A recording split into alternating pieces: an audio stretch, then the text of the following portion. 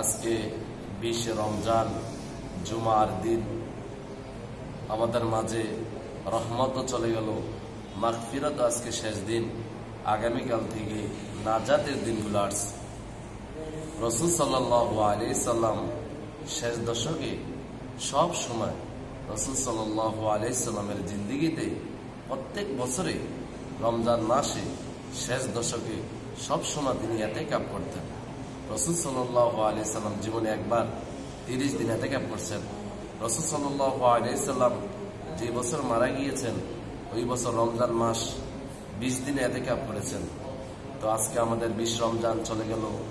হ্যাঁ, সূর্য ডোবার পরে আমাদের রহমত চলে গেল, মাগফিরাত চলে গেল, নাজাত আসবে। তো আমরা যারা ইতিকাফ করব, ইতিকাফ হলো বান্দা আল্লাহ পাক রব্বুল আলামিনের জন্য মসজিদে এসে ইতিকাফ করা, মসজিদে এসে আল্লাহ তাআলার নৈকট্য অর্জন করা।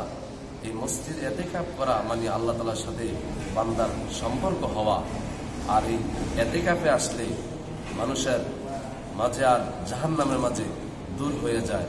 তাই এই কারণে আমরা এই ইতিকাফ, যারা ইতিকাফ করার জন্য নিয়ত করেছি ভাই বোনেরা, আর যারা মহিলা আছে তারা যে কোনো একটা ঘরের ভিতরে পর্দা টাঙ্গাইয়া এক রুমের ভিতরে থাকবে।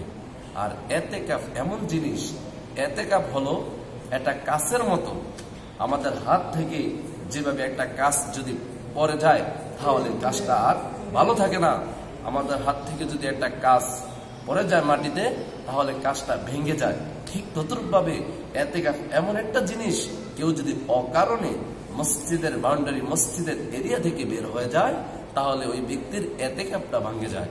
ইতিকাফ যে বসবে ওনার জন্য শুধুমাত্র প্রস্রাব পায়খানা করার জন্য, ওযু করার জন্য শুধু মসজিদ থেকে বের হতে হবে। বের হতে পারবে, মসজিদ থেকে বের হতে পারবে যদি তার ওযুর প্রয়োজন হয়, যদি তার জরুরতের প্রয়োজন হয়। এছাড়া মসজিদ থেকেই যদি মানুষ বের হয়ে যায় তাহলে তাদের ইতিকাফ ভেঙে যাবে। আর ইতিকাফ ভেঙে যাবে যদি অনিচ্ছাভাবে যদি বের হয় অন্য কোনো কারণে, তাহলে তার ইতিকাফ ভেঙে যাবে।